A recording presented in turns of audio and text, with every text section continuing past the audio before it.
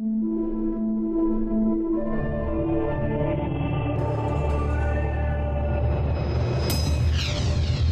following program deals with a controversial subject. The theories expressed are not the only possible interpretation. Viewers are invited to make a judgment based on all available information. Please, please help us. Please. Please help us. Please help us before we die. Please help us.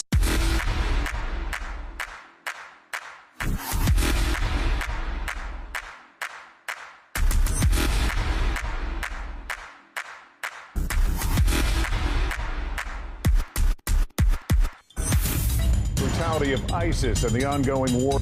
Major developments in Syria. Good evening, and thank you. U.S. military officials tell CNN.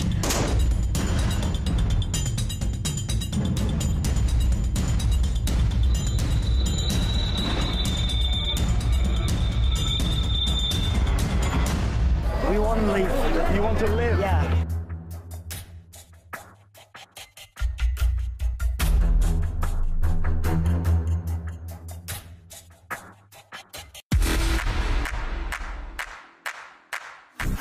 Every day we turn on the TV and there's more bad news. Another environmental catastrophe somewhere, or more starving refugees, or innocent victims in war zones. It was so hard when we were dying. Most of us are busy trying to make ends meet in our own lives, and we see these images and feel helpless to do anything about it. I think the deep shame we feel about that is paralyzing. Certainly one of the reasons that we turn away. 8.9 magnitude. Now, we know that's a big number. It was the 5th largest earthquake in history. But you can only really understand the enormity when you see these pictures. An earthquake so strong it literally shifted the Earth's axis by about 25 centimeters.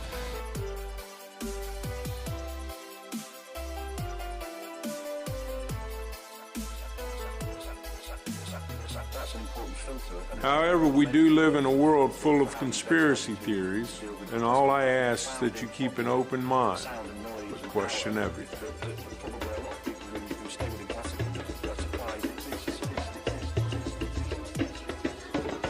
Because people have got to know whether or not their president's a crook. Well, I'm not a crook. I did not have sexual relations with that woman. Indeed, I did have a relationship with Ms. Lewinsky. I think that gay marriage should be allowed. I do not believe that gay marriages should be legal. I am honored to be here with Barack Obama. So shame on you, Barack Obama. Iran, Cuba, Venezuela, these countries are tiny compared to the Soviet Union. They don't pose a serious threat to us. Iran is a grave threat. We can end illegal immigration. We're never, ever going to be able to totally control immigration. You have said in the past that it was, quote, pretty well confirmed. No, I never said that. Okay. I think that is... No, absolutely not. What I said was, it's been pretty well confirmed. There are known knowns. There are things we know that we know. There are known unknowns. That is to say, there are things that we now know we don't know. But there are also unknown unknowns. There are things we do not know we don't know. There's a couple of completely logical reasons why our politicians are so similar. The end game for politicians is to get elected. The people who vote are, for the most part, quite moderate in their views. Both parties try to occupy that middle, moderate ground. They're simply responding to that majority in order to get elected. The second reason our politicians are so similar is much more sinister. They answer increasingly to the same master. We're looking easily at the first billion-dollar presidential election. It's much bigger money than we've ever seen in a presidential election. We define a candidate as being serious or not by how much money they can raise, not by what ideas they have, what their record in public service might have been. It's all about money. We really don't have an election anymore. We have an auction.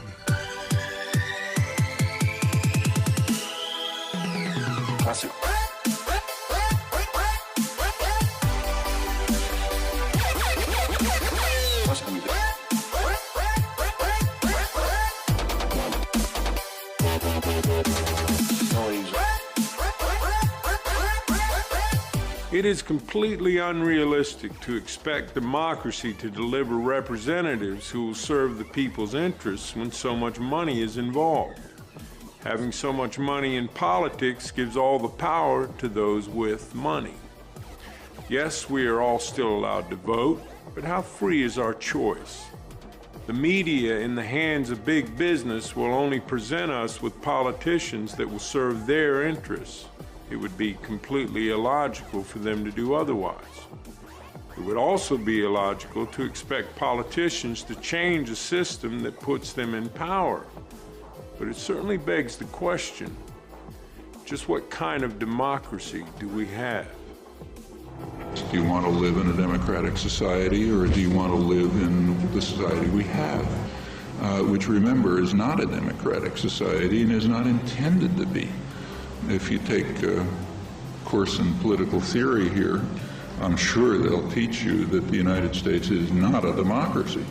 It's what's called in the technical literature a polyarchy. A polyarchy is a system in which power resides in the hands of those who Madison called the wealth of the nation, the responsible class of men, and the rest of the population is fragmented. That's the way the country was founded. Throughout the history of the world, the rich and powerful have dominated it, and very few people have had any control of their own governments. Most real power in the world is still exercised by those we do not elect. We are still far from governing ourselves. The basis of democracy is the belief that we were all born equal and that that equality must be accepted by those in power. But in the attempts to win those rights, many people have been imprisoned and tortured by those who have power and were determined to retain it. No one in power really wants democracy, because democracy would challenge their power structures and their authority. So anyone who comes out with a democratic idea is dismissed as unrepresentative or a troublemaker or an extremist or something. And in this way, the full flow of a public debate about alternatives is being extinguished. What is the proper relationship, what should be the proper relationship between a chairman of the Fed and a president of the United States? Well, first of all, the Federal Reserve is an independent agency, and that means basically that there is no other agency of government which can overrule actions that we take. There is no other agency of government which can overrule actions that we take. No society wants you to become wise. It is against the investment of all societies. If people are wise, they cannot be exploited. If they are intelligent, they cannot be subjugated. They cannot be forced in a mechanical life to live like robots. They will assert their individuality. They will have the fragrance of rebellion around them. They would like to live in freedom. Freedom comes with wisdom, intrinsically. They are inseparable. And no society wants people to be free. The communist society, the fascist society, the capitalist society, the Hindu, the Mohammedan, the Christian, no society would like people to use their own intelligence. Because the moment they start using their intelligence, they become dangerous. Dangerous to the establishment. Dangerous to the people who are in power. Dangerous to the haves. Dangerous to all kinds of oppression, exploitation, suppression. Dangerous to the churches, dangerous to the states, dangerous to the nations. In fact, a wise man is a fire alive, a flame. He would like rather to die than to be enslaved. I have a dream that one day this nation will rise up and live out the true meaning of its creed. We hold these truths to be self-evident, that all men are created equal.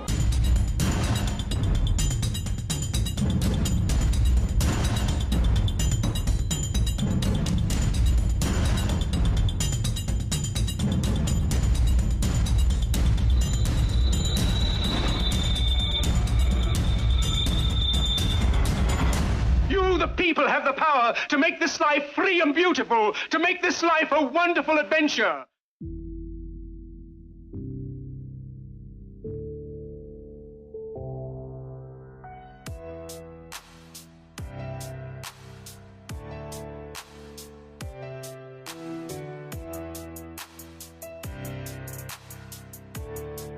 Big business is about making money. That's what big business does well. Governments, however, have to balance the needs of the whole society, including big business, based on ethics and social and moral responsibility. But if our corporations have become more powerful than our governments, then we have to understand the effect that is going to have on our systems. Corporations are artificial creations. You might say they're monsters trying to devour as much profit as possible at anyone's expense. The 14th Amendment was passed at the end of the Civil War to give equal rights to black people. And what happens is the corporations come into court, and corporation lawyers are very clever, and they say, oh, you can't deprive a person of life, liberty, or property. We are a person. A corporation is a person. These are a special kind of persons which are designed by law to be concerned only for their stockholders and not, say, what are sometimes called their stakeholders, like the community or the workforce or whatever. I believe the mistake that a lot of people make when they think about corporations is they think, you know, corporations are like us, have feelings, they have politics, they have belief systems. They really only have one thing, the bottom line. All publicly traded corporations have been structured through a series of legal decisions to have a very disturbing characteristic. They are required by law to place the financial interests of their owners above everything else, even the public good. That's not a law of nature. That's a very specific decision, in fact, a judicial decision. So they're concerned only for the short-term profit of their stockholders, who are very highly concentrated. So the pressure's on the corporation to deliver results now and to externalize any cost that this unwary or uncaring public will allow it to externalize. Please, please help us. Please. Please help us. Please help us before we die. Please help us. Every living system of Earth is in decline. Every life support system of Earth is in decline.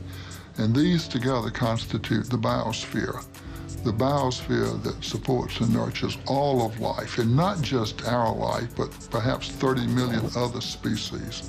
The typical company of the 20th century. Extractive, wasteful, abusive, linear in all of its processes. Taking from the earth, making, wasting. We're leaving a terrible legacy. Today, the effects of pollution and industrialization have multiplied tenfold, and the damage is terrifying.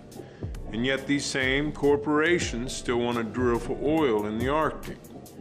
And that's not just morally blind, that's morally bankrupt. Also, corporate expansion into other countries to get those resources is the cause of so much war and conflict, as you will see in this film.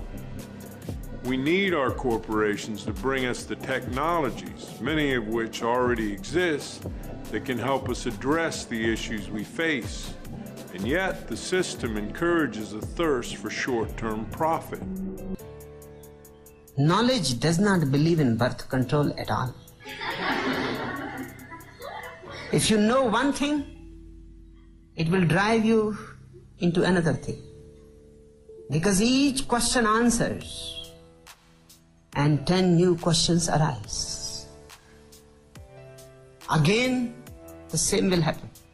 10 questions answered, and you have 100 questions ready for you. It goes on spreading. It becomes bigger and bigger, and you are lost into it.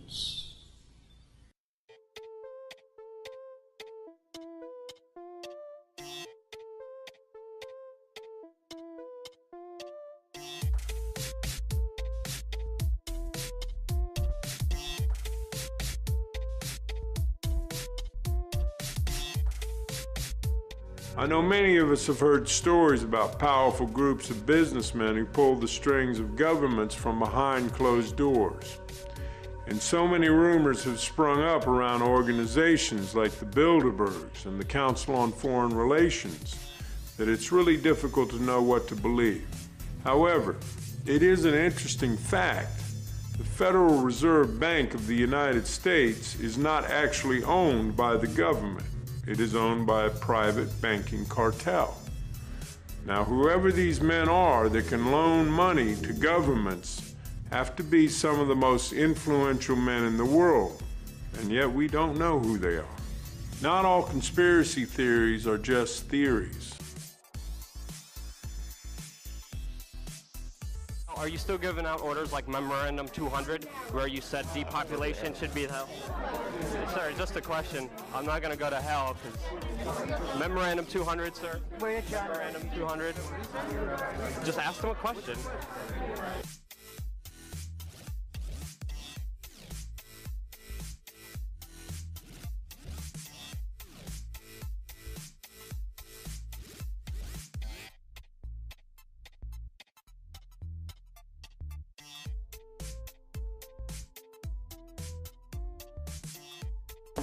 At the same time, we're in danger because of their designs on the internet.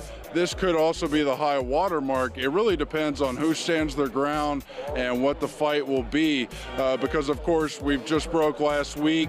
People from the European Commission, the Dutch woman Neelie Kroes, wants a mandatory internet ID for Europe. Cybercom was launched only 2 years ago. We saw the Stuxnet virus, admittedly engineered from the U.S. and Israeli and other related allies to use against Iran and so forth. On that pretext, they want to take greater and greater control of the web. The United Nations also trying to have a reach over the web.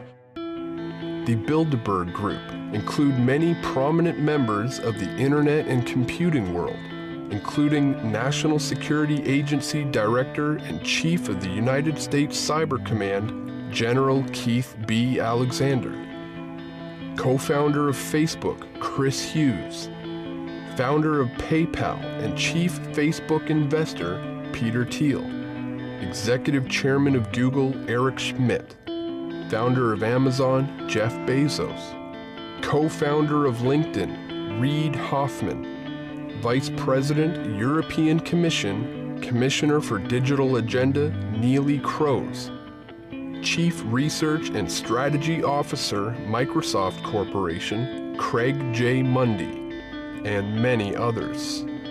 More and more, we're seeing the iron curtain of media censorship on Bilderberg and the shadow government, shadow elite, pulled back. So we're seeing Bilderberg basically try to pass the baton off to younger people right now, a bunch of tech folks, Google, Facebook, and others, hoping that the police state tech grid can protect their criminal activity. They're trying to push a global bank as the solution to all our problems that they created. They're openly trying to push more police state systems. They want to end internet freedom. They want to bring in internet IDs. The mainstream media is no longer mainstream. The alternative's taking over, and they're trying their damnedest to either restrict or shut down the free internet as we know it right now. The increase of internet-based media has been closely correlated with the decrease of traditional forms of media, such as newspapers and television, which have been monopolized by members of the Bilderberg Group. I understand that. So what about the depopulation? I mean, Memorandum 200. Why are you afraid to talk about your depopulation plan? Why don't you get lost? Why should I get lost? It's serious. Sick person. Sick person? How am I sick? You're the one committing.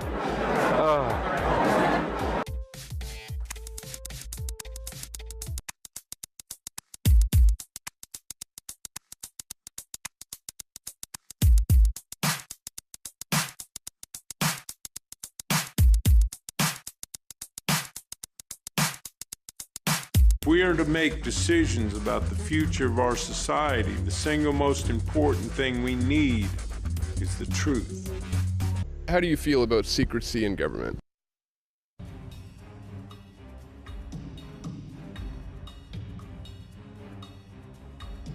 So I would like us to imagine a nightmare scenario.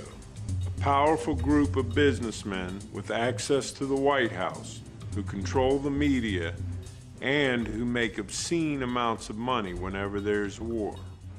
In the councils of government, we must guard against the acquisition of unwarranted influence, whether sought or unsought, by the military-industrial complex. President Eisenhower's concern about the military-industrial complex, his words have unfortunately come true. They have weapons of mass destruction. That is what this war was about. And Saddam Hussein possesses biological and chemical weapons. The fact that there are weapons there. You've heard the president say repeatedly that he has chemical and biological weapons. With the drumbeat for an attack on Iraq increasing, the Bush administration may finally have the ammunition they've been looking for. September 11th. September 11th. September 11th. September 11th. September 11th. Dangerous world. A grave new threat. There is no doubt that he is amassing them to use against our friends, against our allies. Well, a militia group linked to terror being backed by Iran and setting up camp on America's doorstep? The propaganda campaign waged by the media was so successful that by 2003, opinion polls showed the vast majority of Americans believed Saddam Hussein was linked to 9/11. This claim was false. The majority believed he possessed stockpiles of weapons of mass destruction. This claim, too, was false. These claims allowed the corporate interests and the administration to frame the attack on Iraq as a justifiable act of self-defense. The great heroes of our times, people like Gandhi and Martin Luther King, incredible though they were, could not create change on their own. Only the will of the people can do that, and together we can accomplish anything.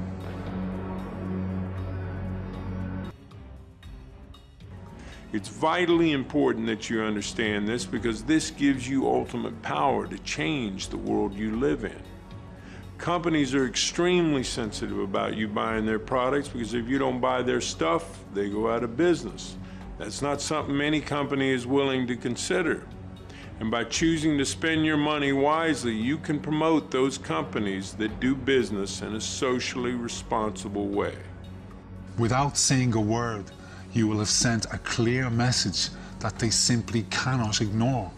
It will be heard, heeded, and acted upon, guaranteed. This is real power.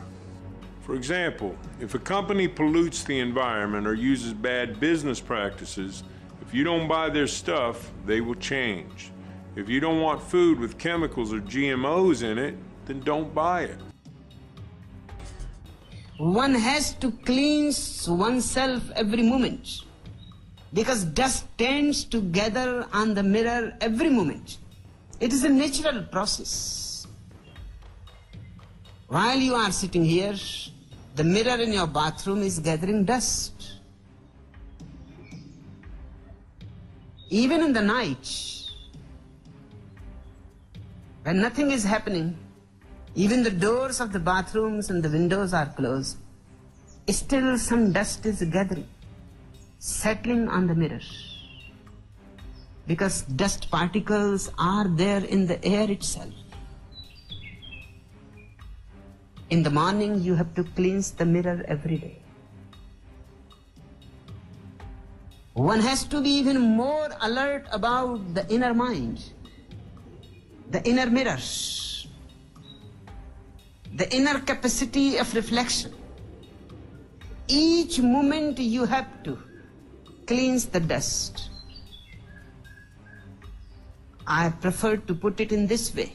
Each moment, a sannyasin has to die to the past and be born anew. Then he remains transparent. Then his mirror remains clear. Then there is nothing to obstruct his perspective. Then he is not a Christian, nor a Hindu, nor a Mohammedan, nor a Buddhist. Then he is simply a mirror. Just a mirror. A mirroring. Mirroring all that is within and without. Out of that mirroring, wisdom is born.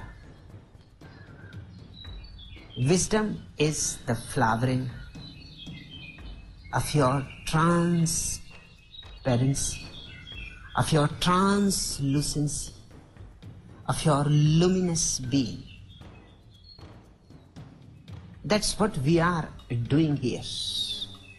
In fact, the function of the master is to undo what the society has done to you. It is an anti-university, anti-school, anti-college, because it is not to depart knowledge to you, but to impart something totally different, something of a different dimension. It is to create a triggering process in you so that you can get out of your so-called scriptures, words, theories, and you can become just ordinary. You can just become whatsoever you are, without any pretensions.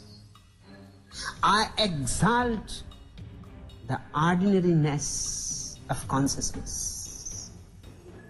I am not teaching here you the Superman. This is the 21st century. If we use our resources wisely, there's no reason why anyone shouldn't have what they need. There's no reason whatsoever why people are still starving to death on our planet. And the common man or woman, whether they are Israeli or Palestinian, Protestant or Catholic or Iraqi or American, the common man just wants to live in peace and justice in a clean environment. When we look around the world and we see that that is not the case, we know that the will of the majority is not being listened to. That's the first sign that our system is broken. Government won't make these changes for us. Yet again, it is down to the common man. Please don't just watch this movie and turn away. We can fix this system.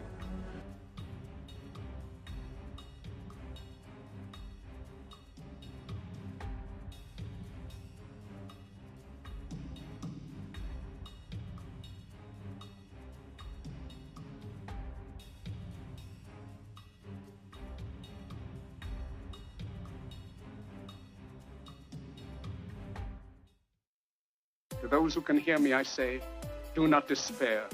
The misery that is now upon us is but the passing of greed, the bitterness of men who fear the way of human progress.